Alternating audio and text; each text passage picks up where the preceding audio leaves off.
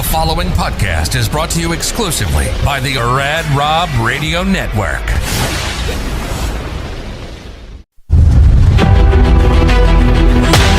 Imagine a place where mental health, resilience, sports, and the power to never give up all come together. This show is about life. It's about mental health. It's about bouncing back stronger than ever. This is Reset and Rise to the Unbreakable with Amanda Moore.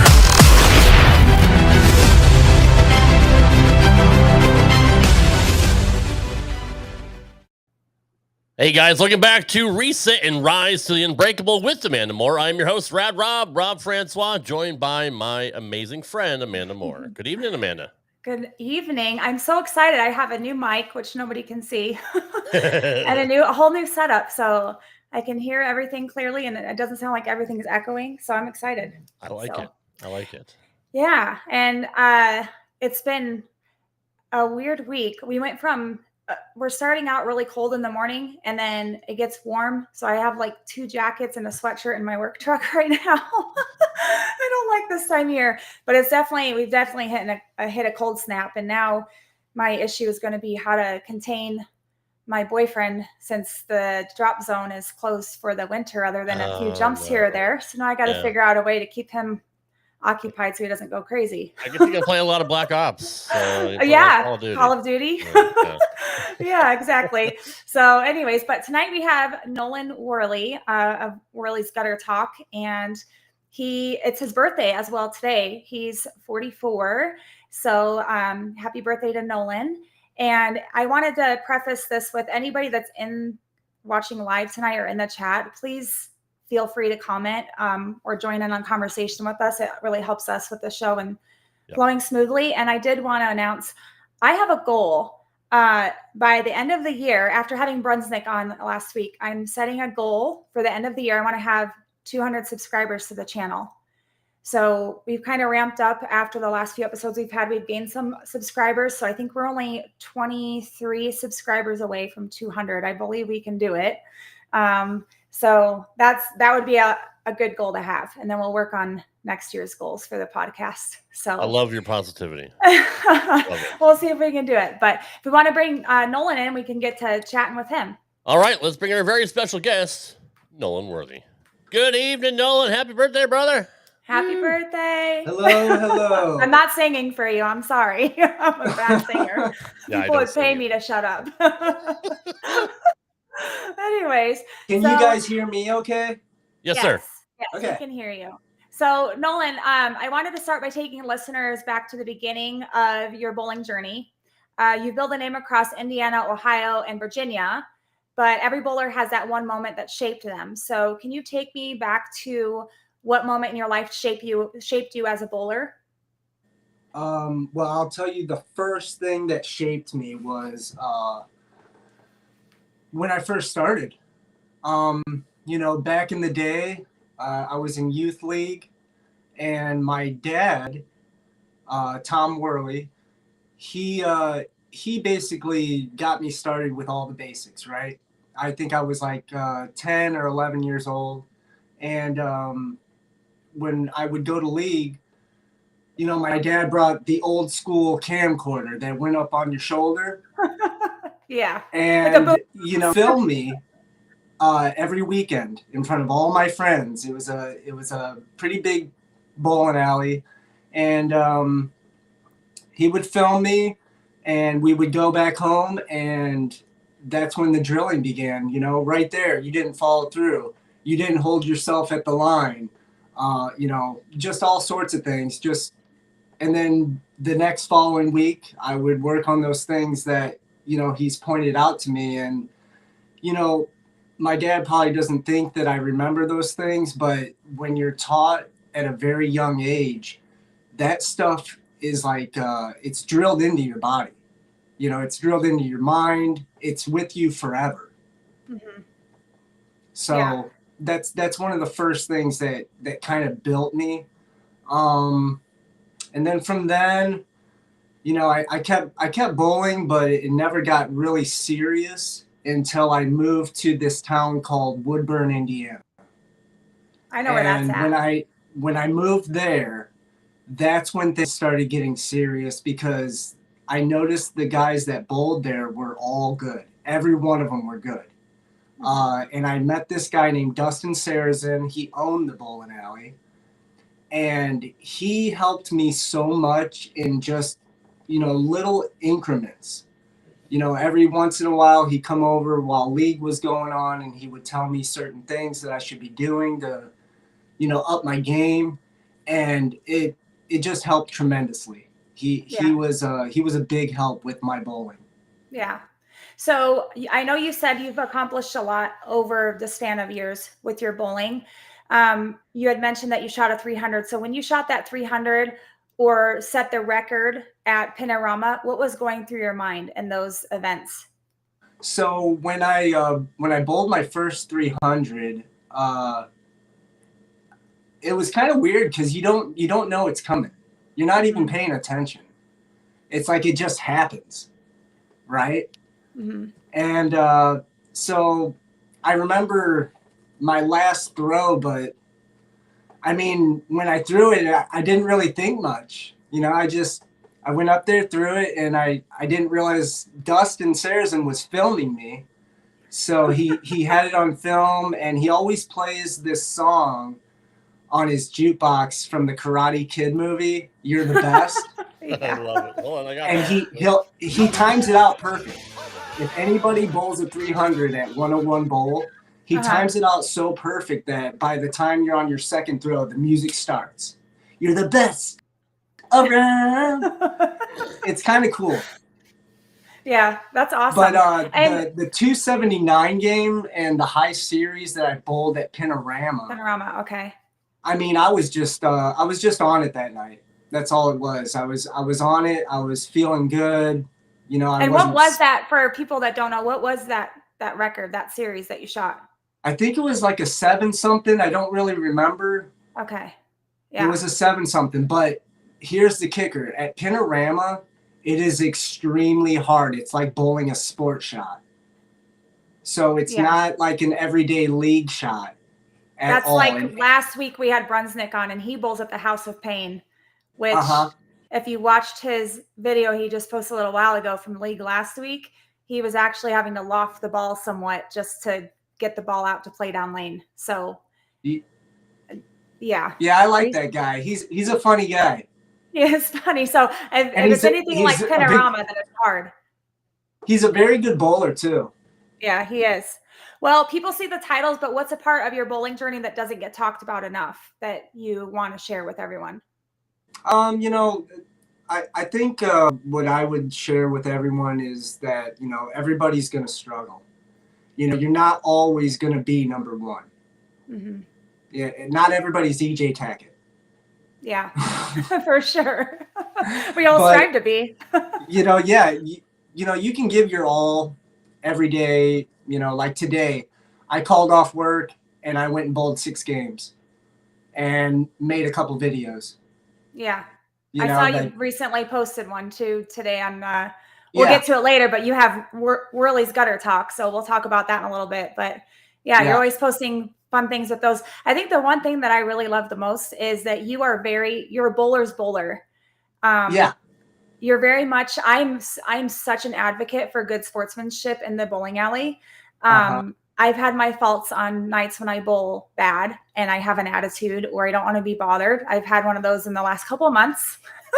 But I think at the end of the day, if you're a true bowler, you want to see everyone succeed and do well. And I think that's one thing I commend with you the most is you paint pins to give away to people that have bowled 300s, or you're always giving people recognition where recognition is due when they're bowling well. And even if it's not somebody that's a pro bowler or somebody that's a known bowler that bowls well all the time, you still give recognition to people. And so I just want to commend you for that, because there's not a lot of bowlers out there that will take that upon themselves to do that for other bowlers. So the sport is definitely in need of more people like you, where if somebody else strikes, even if they're a competitor, you high five them.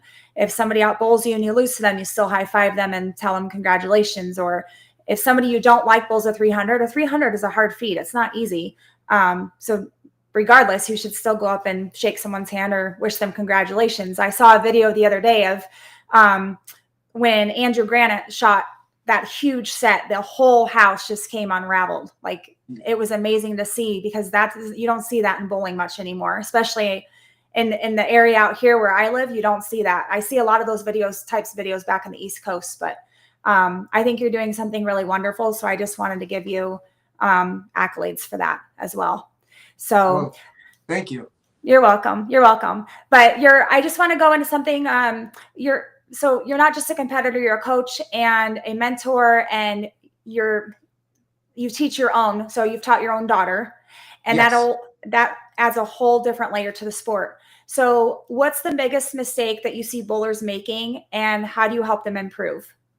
So like today, I made a video because I've noticed a lot of people in league and a lot of people in tournaments, everybody has their own style, right?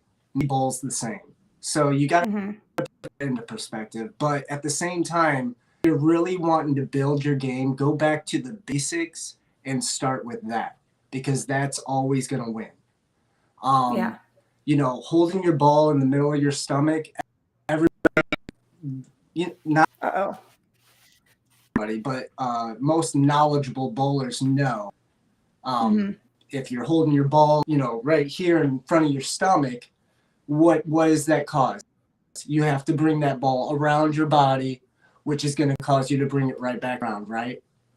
So we don't want to do that. You want to bring it to that side, line it up at that crease on your shirt, even sometimes point your feet towards the gutter.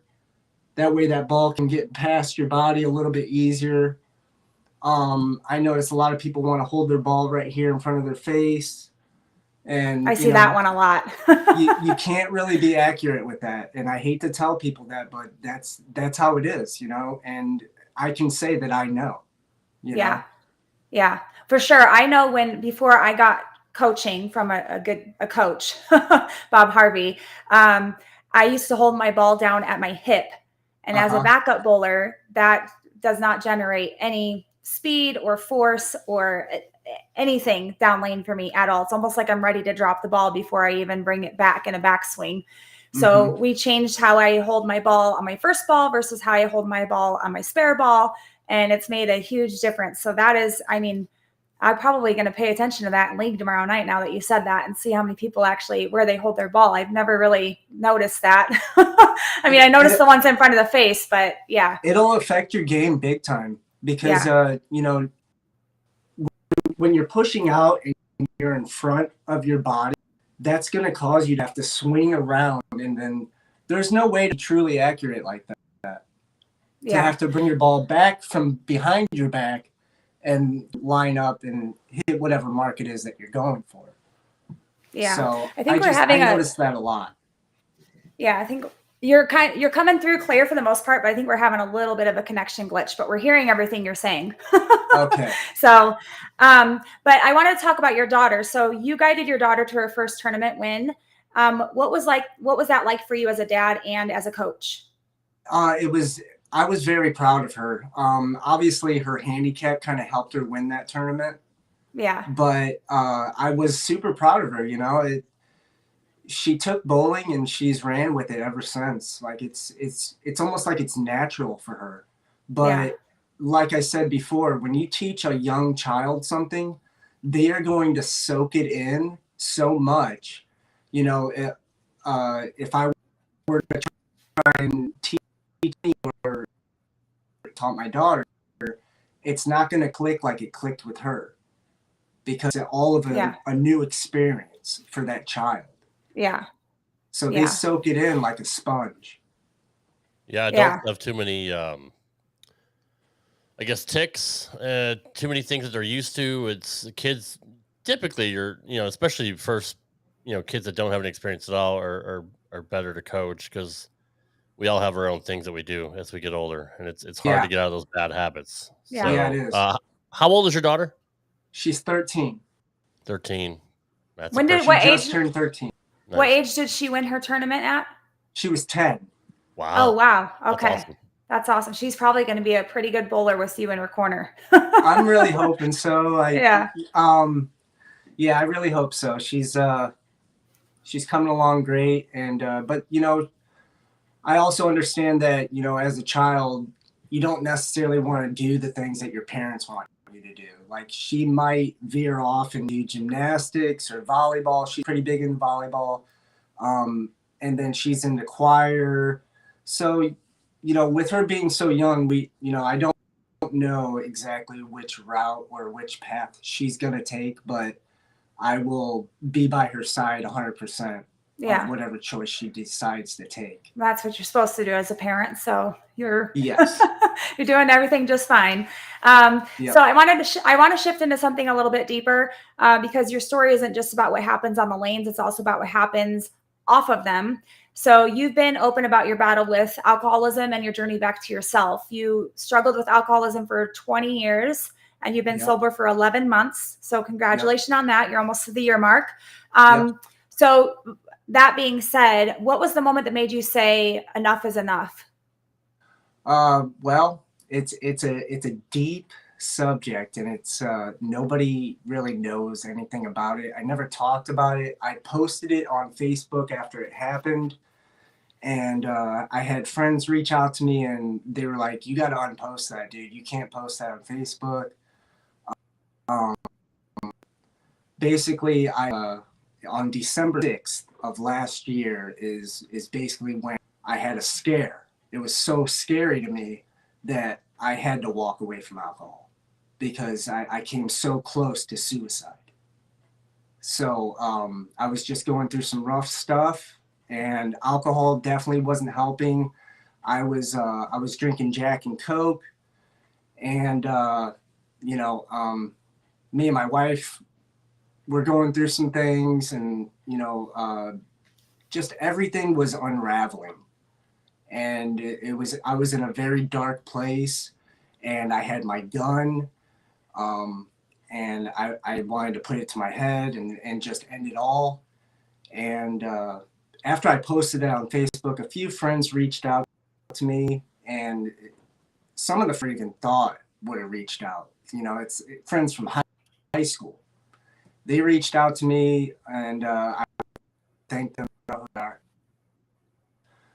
And I went to work the next at the time, was like, dude, that's not cool. You can't be posting stuff like that. I'm friends with him on Facebook, and he's got a business to run. So it's, I completely understand that. So I got a little bit of a, don't do that again.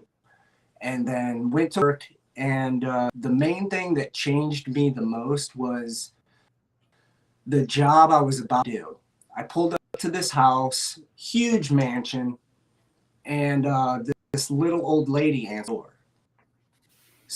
So we're changing out her system. I do HVAC. And I noticed her house isn't decorated for Christmas at all.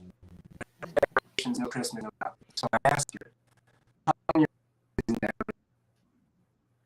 And she said, wait, hold on, Nolan. Can you repeat that again?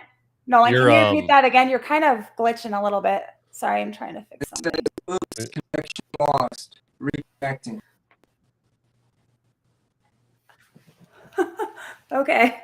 Yeah, you're frozen. You're kind of frozen on our end. Yeah, you're frozen up a little bit. Okay. Maybe I move my phone. We just want to make sure we get your story out, and it's not. Yeah, it's jumbled. really glitchy. Is it? My phone's kind of stupid. Yeah, I'm gonna message you here. Okay.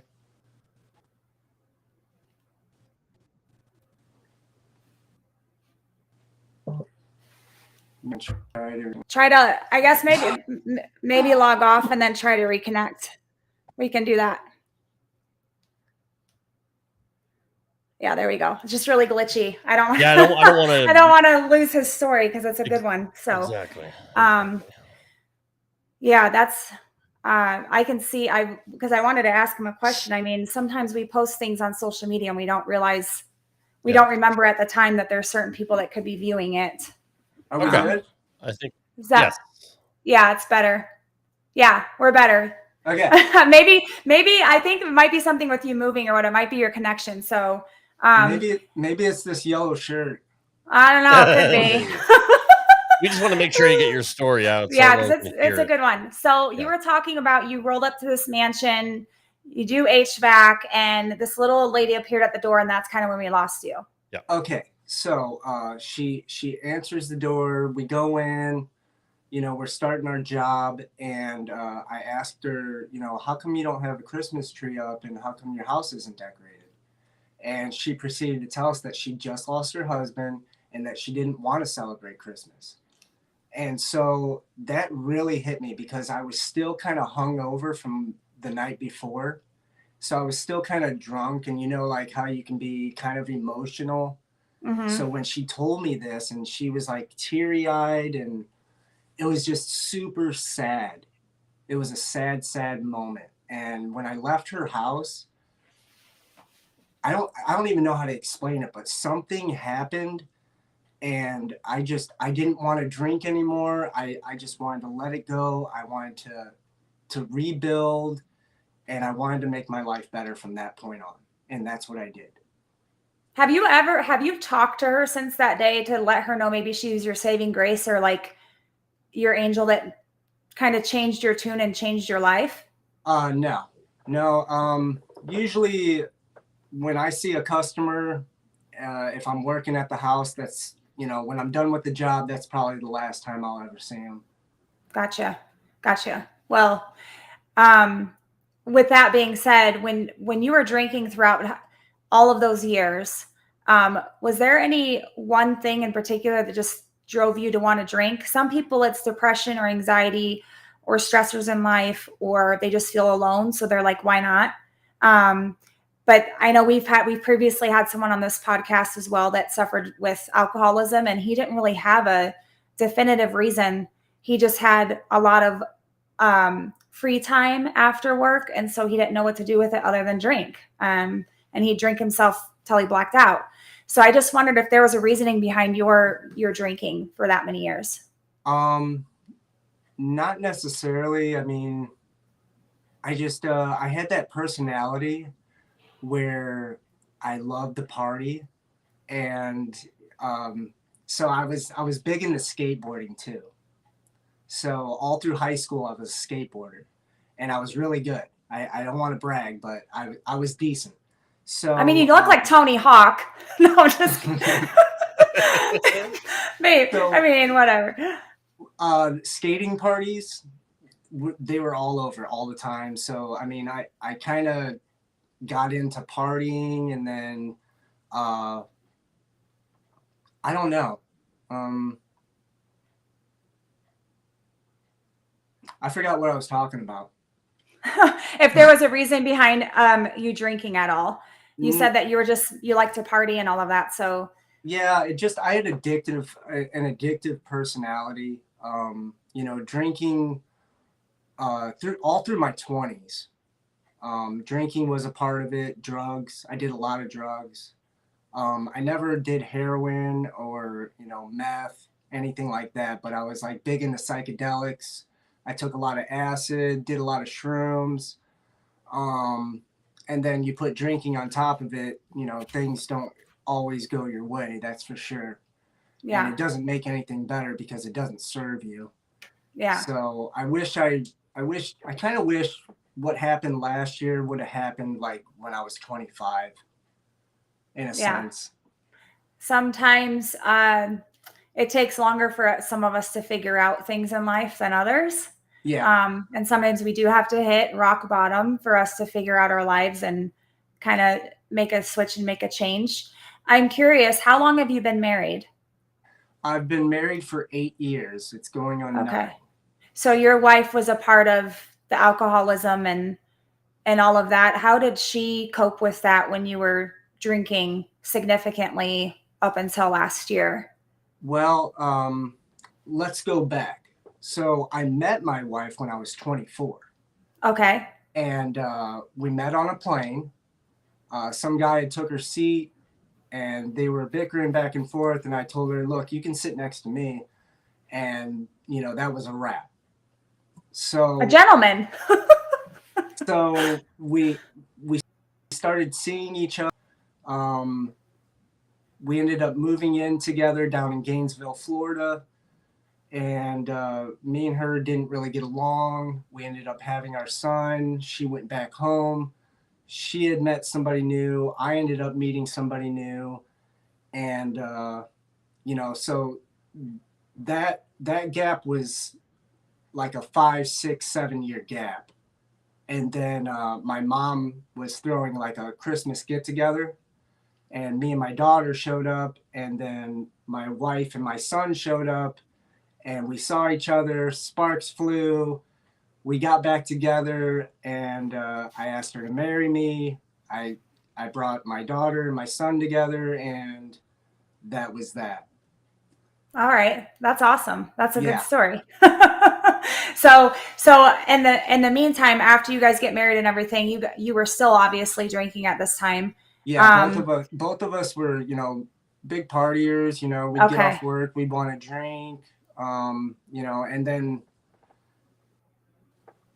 bowling. There were times where I would go to tournaments and I'd be drinking Jackson Cokes, and I wouldn't even be able to make it to the last game because I was so drunk. Yeah, I was just about to ask you if your drinking has ever affected your ability to bowl or coach or anything. Yeah. Oh, not coaching. No. Okay, that came after. The only time I ever really drank was while I was bowling league, or, you know, if I went to a tournament, I always started it off with a Jack and Coke,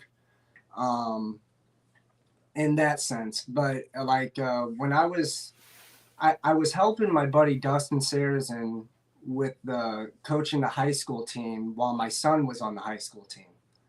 And my son ended up quitting the team. He didn't want to do bowling anymore, which it killed me. But, you know, I understand kids want to do what they want to do. And work really got in the way with helping him coach the high school team. Like, I missed a bunch of games. I missed a bunch of practices, and I felt so bad. And because I really wanted to be there, like, they got me a nice coat that said Coach Worley on it. It was an Eddie Bauer coat. It said our name on the back, Woodburn. And, you know, I was psyched about that. I took my coaching class, and I got my bronze so that I could teach beginners. And, you know, like I said, I was really excited for that. And I like work and drinking, it just kind of ruined it for me. Yeah. Yeah. Well, now that you're 11 months sober, what has surprised you the most about sobriety? Being in the moment, being able to enjoy life and actually remember it. Yeah. Yeah, for sure. I would want to remember good moments too. So I have so many moments in my life that they're just a blur. Yeah. I don't even remember them because I was too stupid getting drunk. Yeah. Yeah. Well, for me, it's hard for me. Only alcoholics I've ever been around are people that like to drink. They essentially are partiers and they don't know how to get out of that phase because the crowd they're surrounded by, or they are depressed or anxiety or in a stress out and they don't know any other coping mechanisms. Right. Some people, they'll choose to work out, or they will choose to go do a hobby, or they'll choose something else that takes them away from alcohol. And some people see alcohol as their vice, or they'll see drugs as a vice, or both. So it's really surprising to me when people say, you know, I just partied. I don't know. I just drank. Like, I don't know. I can see where some people would do that, but for me, for me to do it, I have an addictive personality too, but what I'm seeing is you took your alcoholism, decided to get sober, and you took that addictive personality and spun it into bowling. So now you're actually doing positive things with your addictive personality versus hurting yourself in the long run. So another kudos to you for making the choice to change your life. And I would be interested to know if that lady knew that she was the reason why you decided to make a change in your life and she was your saving grace. She would probably be very thankful. That would be interesting to know if you ever did have the opportunity to talk to her again. So yeah, I agree with you on that. I'd love to go back to her house and tell her thank you, but she probably has no idea or no clue. Yeah. And it could have been anything. Like just the way it felt. Yeah. A lot of people say it was the Holy Ghost. Yeah. That touched you. Yeah. That's why this happened. That's what I think. And like I've been reading the Bible. I just got done reading this book. It's the Book of Enoch. It used to be in the Bible, but they took it out of the Bible, and I can kind of see why. But I've been reading a lot about religion and God, and just trying to figure out the purpose of life. Yeah. Why are we here? What's going on? I'm trying to put today's society with the Bible and the Book of Enoch and what it's saying in there, and trying to put them together. And it's a lot, but there are a lot of things that are. Yeah. Well, and they do say that sometimes God speaks to you, or a higher power, whatever you may believe, speaks to you through other things, like other people, or for me, it's nature. And sometimes we just have things that happen where we just know that something's speaking to us and trying to tell us something. So I'm glad that that happened to you. On a flip note, what has been the hardest part of this journey that people might not see from the outside for you in becoming sober? Well, I could tell you right off the bat, I lost a lot of friends because I don't drink anymore. I'm no longer cool. Gotcha. Okay. I don't have people calling my phone asking to hang out anymore. I don't, it's like that. I have a very small selected friends. Yeah, that's probably for the best. It is for the best. Yeah. You definitely want quality over quantity. And I've heard it a lot from ex-drinkers and ex-addicts, where, they were just pretty much acquaintances that loved hanging out with you because you were fun. And they don't want to, sometimes they don't want to feel like a drag, like, well, I'm not going to stop. And some people would feel bad drinking around you, and other people are just, that's literally the only reason why they're hanging around with you. And it's unfortunate, but it lets you know who your real friends are. So, yeah. It does. And you know what? You're absolutely right, Rob. Like my personality when I was drunk was insane. I was 110, ready to go. Anything goes. And that's what attracted people. People loved that. They were like, oh my gosh, Nolan's crazy. We got to hang out with him. Well, now it's toned down, and I actually think about what I'm about to do now. So now I'm not Mr. Fun Guy anymore. Yeah. But I think you are. Like, I still think you are fun. Your personality is infectious. Your positivity is infectious as well. And I try to be. It's a good thing. Like, trust me, it's a good thing. Yeah. Well, and they say, I mean, you have people that enable other people to drink because they think that they're more fun or more relaxed or easier to be around when that person's drinking versus when they're not. I, for one, I've been put in those circumstances before. I've been around people like that they're a lot easier to talk to or be around when they have a few drinks because they're too high strung when they're not drinking. So then you'll enable people to drink. I've also seen it where people, they drink with like-minded people because it makes them feel better. And sadly, there's people that are very insecure with who they are and what they are able to put out in the world and who they are as a person, that they want to be liked. So they will accompany people that make them feel better about themselves. And unfortunately, sometimes they surround themselves with people that drink or do drugs because then they feel liked, they feel associated, they feel like they have value in the world. So the fact that you decided to make a life change for yourself says that you are probably more secure in who you are as a person than you believe you might be. And choosing that for yourself just shows that you don't need a big circle or a big crowd or a bunch of people liking you for what you can give them or what you can do with them for you to believe in yourself and make a better life for yourself. So I think that's commendable because some people, they do stay with an addiction or they do stay doing certain things because they are trying so hard to just be liked or loved or accepted by another group. So I commend you for that as well. I just wanted to point that out. That's deep, Amanda. Well, I know. That was very good. That was I've known, and I do know. I've known alcoholics. I've known drug addicts. I know my mother. I've talked about her on the show. She is a pain pill addict. I have no idea if she's in recovery or still doing it. I don't care.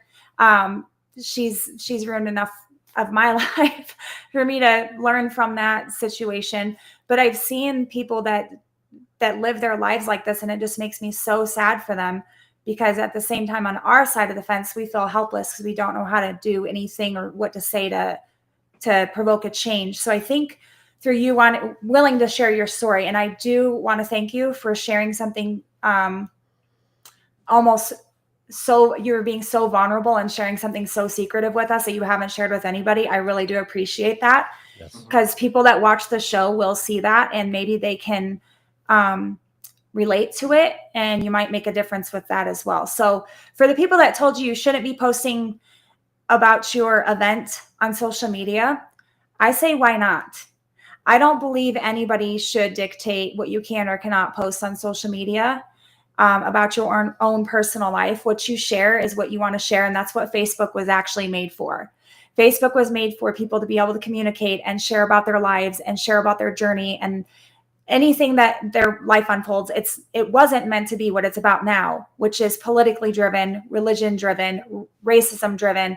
It was supposed to bring people together as a community, and it's not.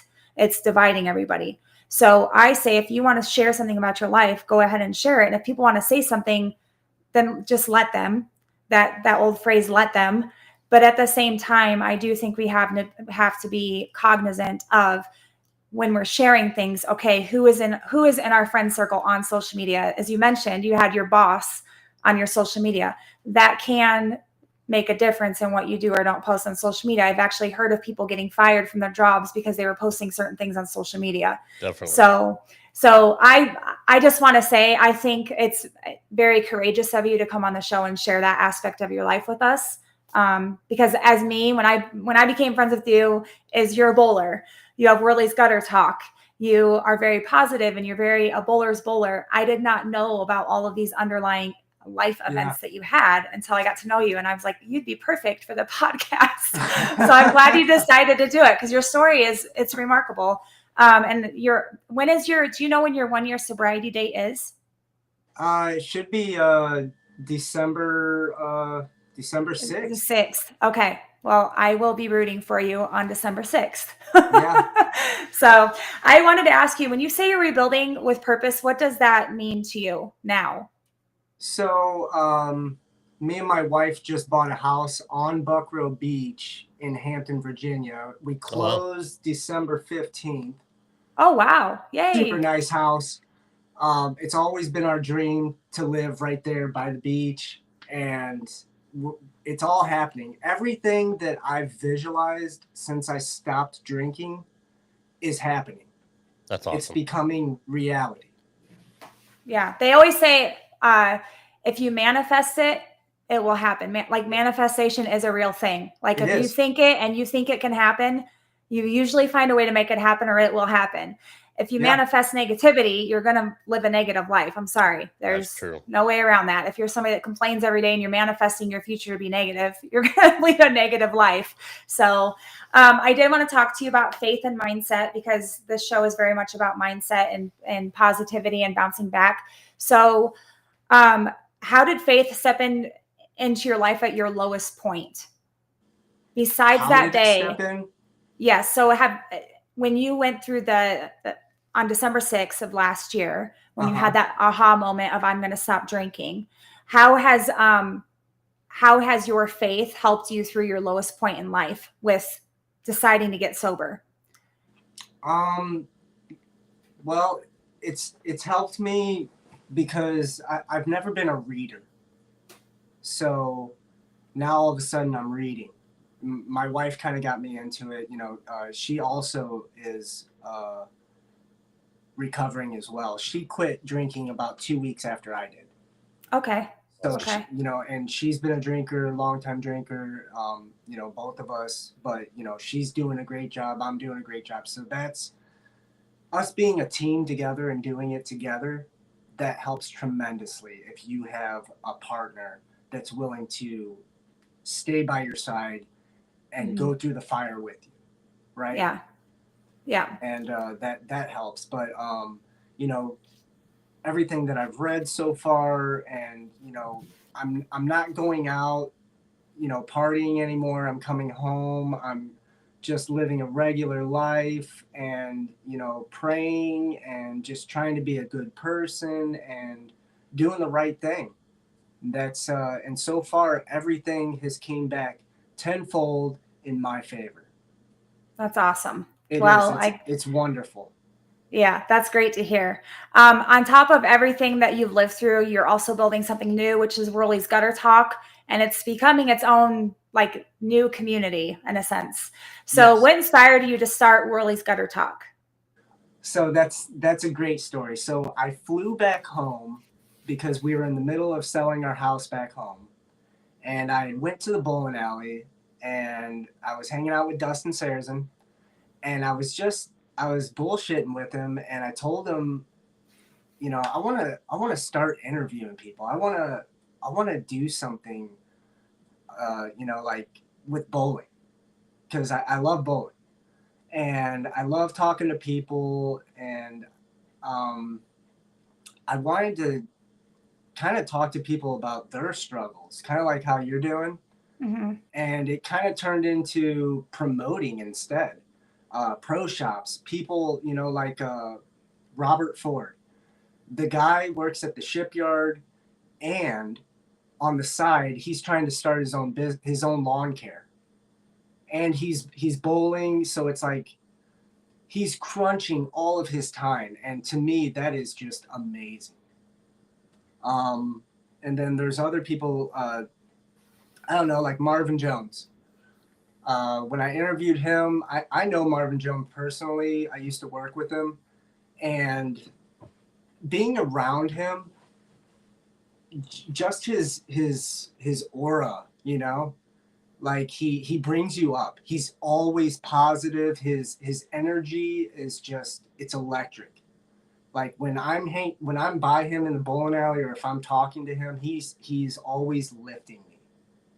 That's awesome. He's a good friend. Yeah. I mean, everybody that I've interviewed so far all has their own stories and all probably has their own struggles.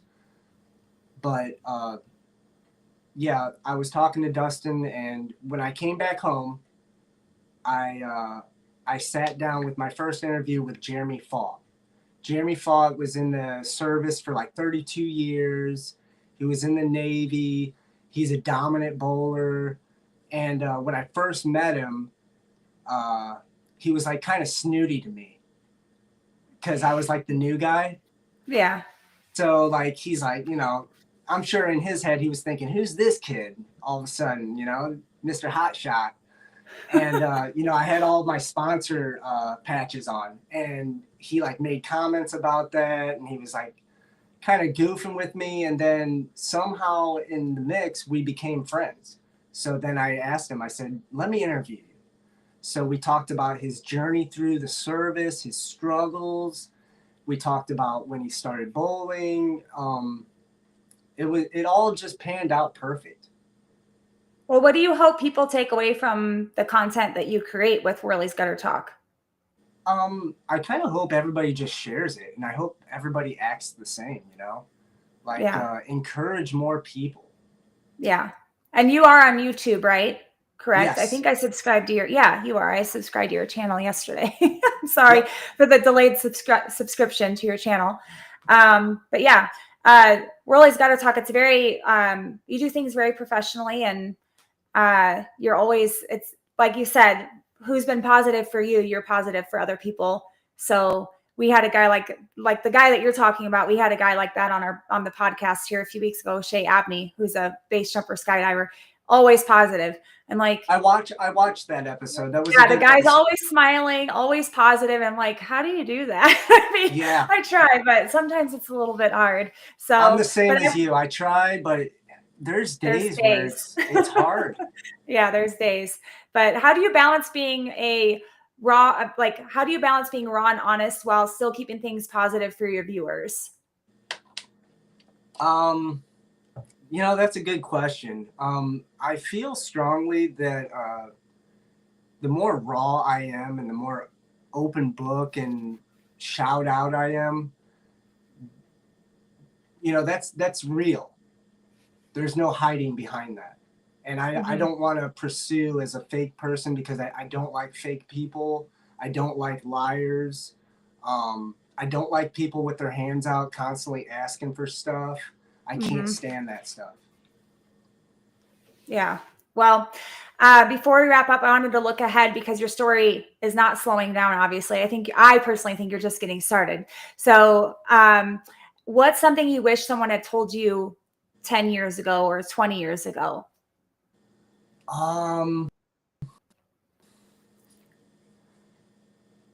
Stop drinking. That's a good answer. Yes, it is. That's a good answer. I like that. So, Stop drinking. but what, and, get your life together.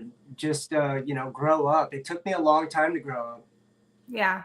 Well, what goal do you have any goals once you hit your year of sobriety and then 2 years of sobriety? Some people have goals after, like they'll take a trip or they'll do something else. Do you have any types of goals when you hit your 1 year mark for sobriety other than you're getting a house, obviously? Goals. By the end of next year, it'd be nice to not be working. Yeah, that would be nice. And actually be doing Worley's Gutter Talk full time. I'd love to travel all over and do interviews on all pro shops, all bowlers. If I had the funds, that's what I would be doing. Yeah. I would be promoting everything about bowling. I would be the ultimate promoter. Yeah. Well, keep working at it because you never know. Yeah. I mean, you don't. Sometimes you can meet the right people at the right time for the right reasons. That's kind of what happened with me and Rob. I was on a podcast and Rob's like, I think you're made to do podcasting. So here we are. I think what you guys do is awesome. And I feel like you guys kind of started around when I started. But you guys like blew up. Yeah, it might be. When did you start Worley's Gutter Talk? It was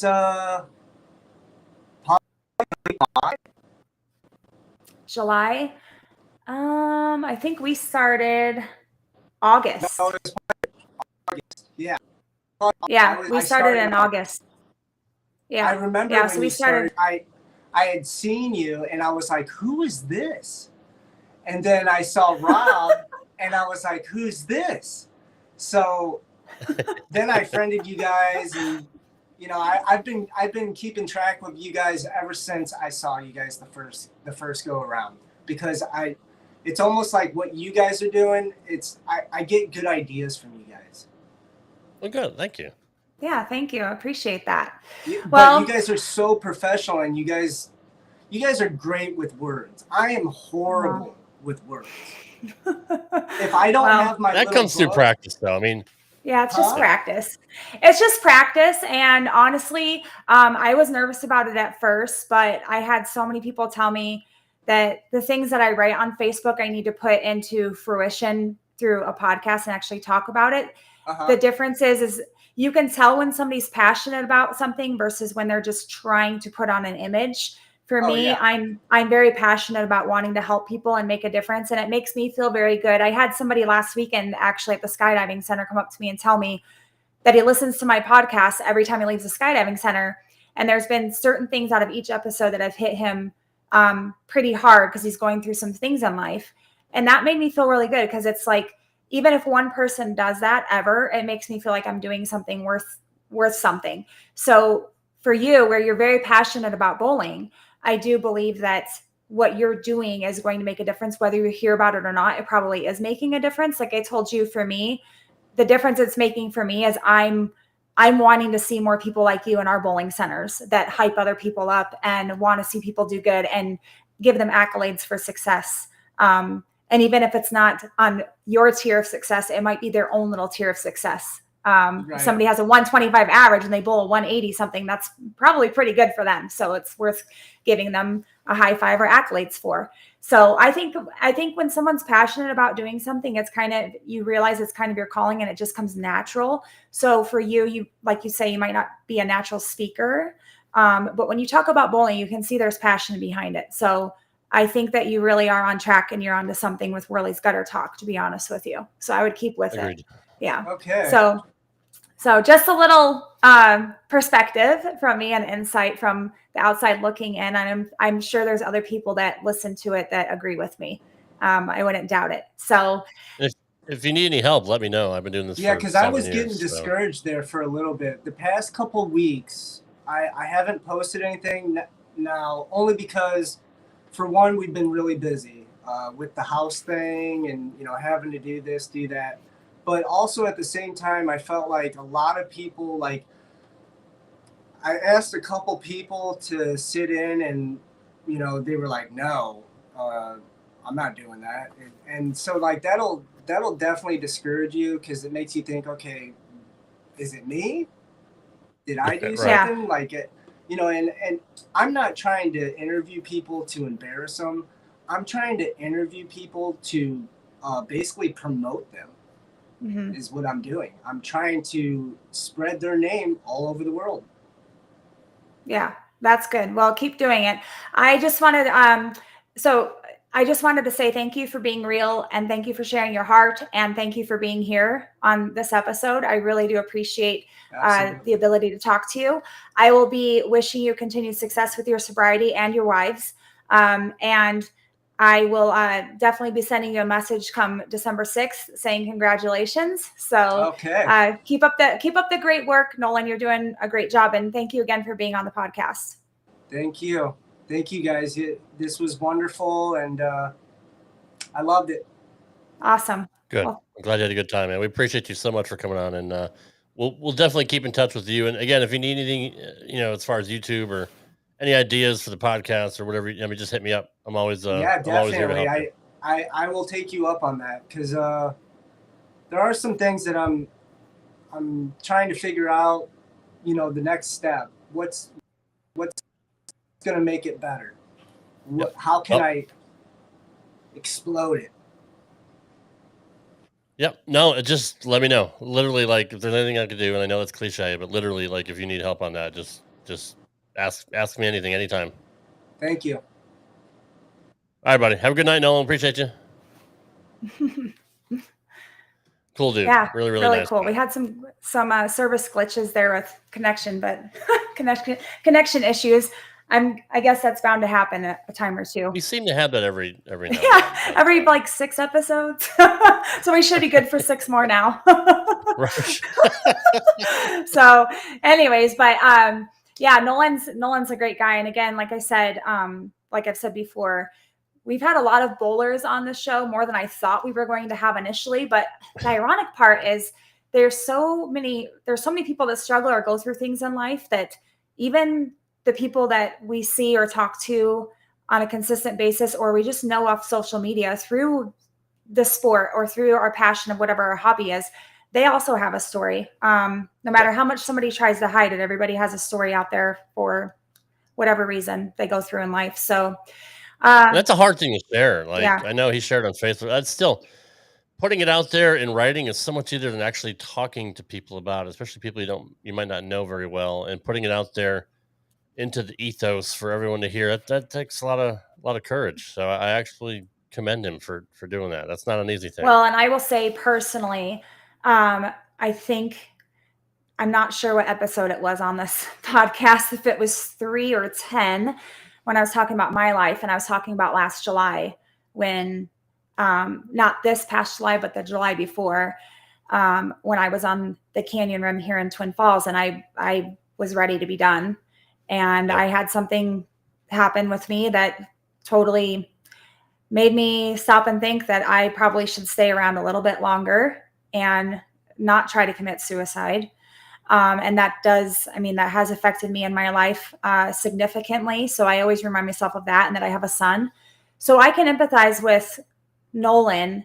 The fact that he was able to come on the show and talk about that says a lot, because I know when I brought it up to you that I was going to talk about it, I was so nervous.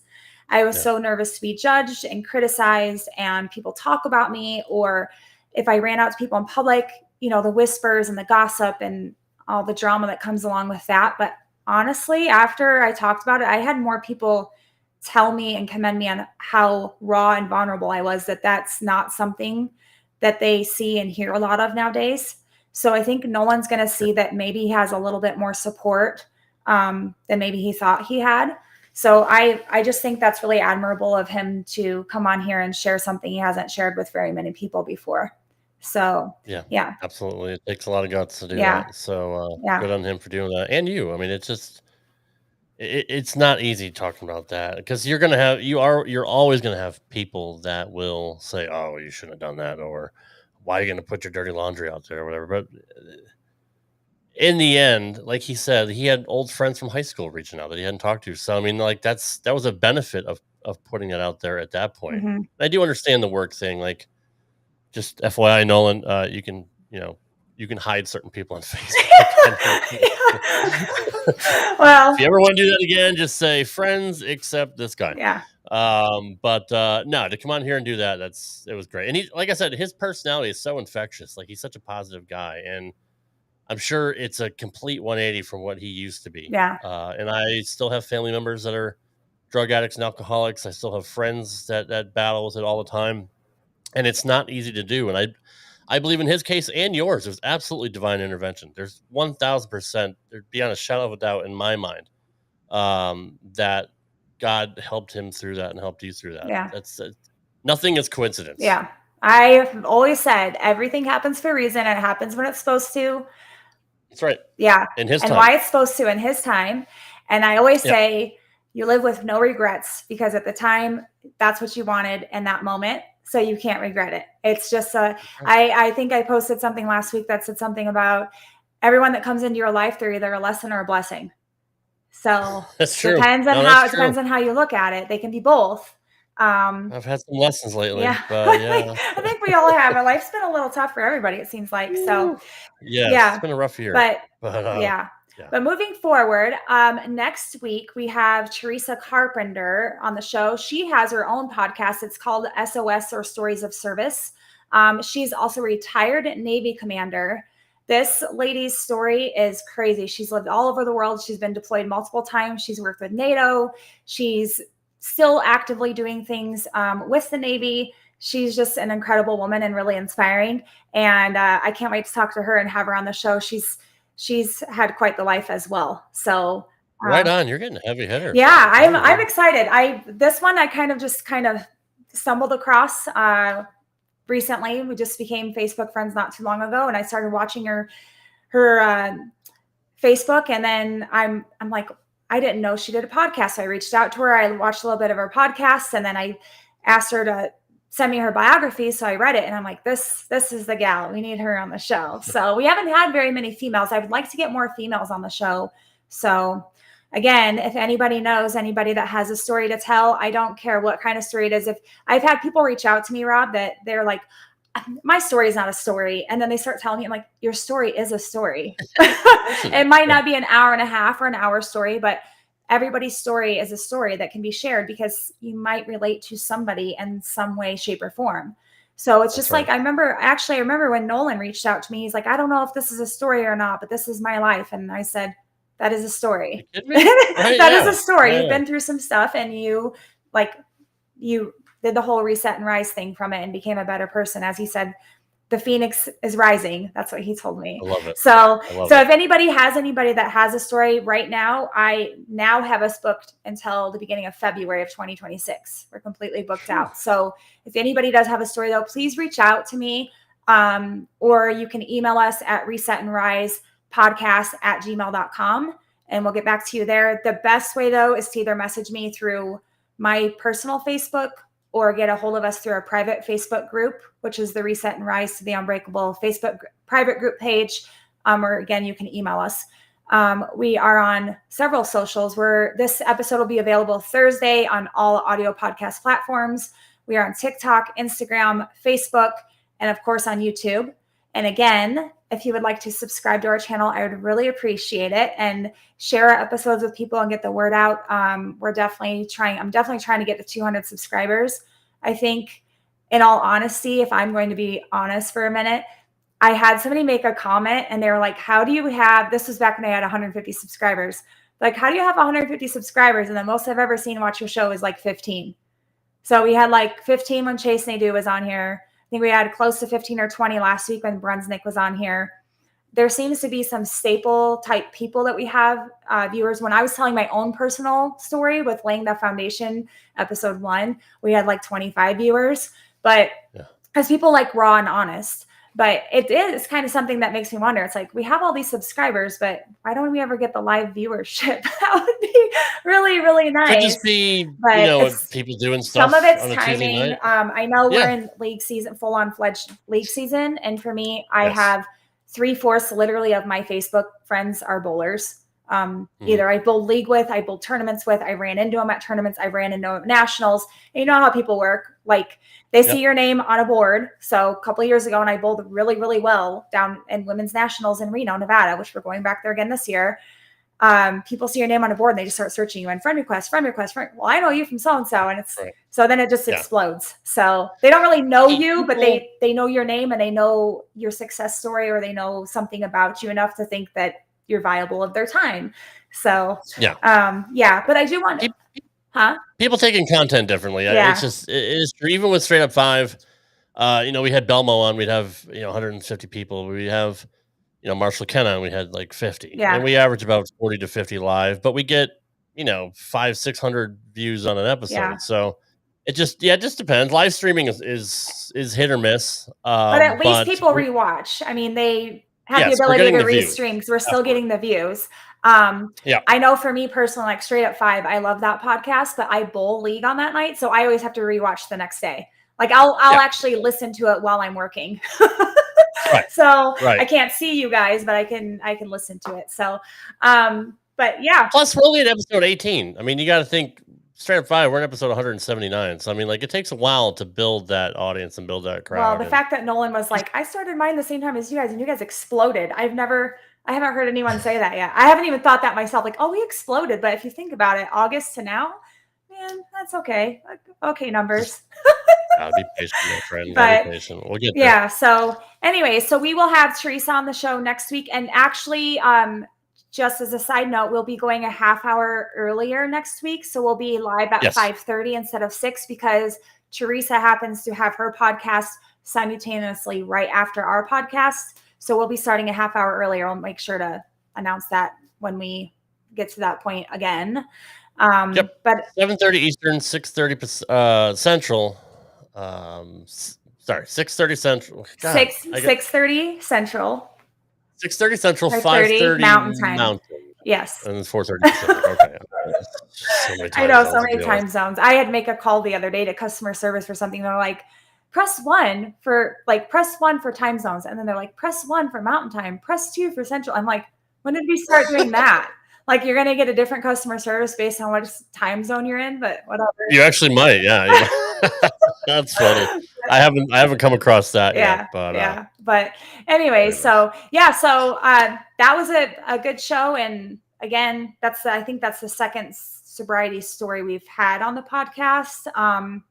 Again, we have Teresa coming on. We have, oh my gosh, we have 2 amazing, I'm going to go off about them for like ever for the next few weeks. We have 2 amazing veterans that are coming on in the next month on the show. I'm so excited. We have a really big name in bowling, in female bowling, that's coming on in a few weeks. I cannot wait to have her on.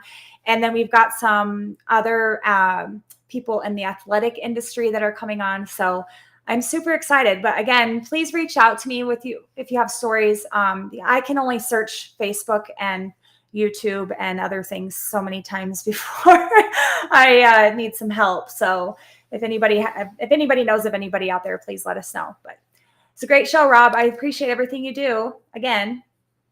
Yep, no problems. It is a passion project of ours, and I'm honored and humbled to be picked to do it with you. So, bigger and better things coming. Again, thanks to Nolan Worley tonight for coming on the show, being so open and honest with us. Definitely check him out on YouTube under Nolan Worley, and give him a subscription and watch Nolan's Gutter Talk. So, all right, Amanda, that's it for this week, guys. We'll see you next week. Appreciate all your support. Have a good week, everybody. We'll see you next week. Take care.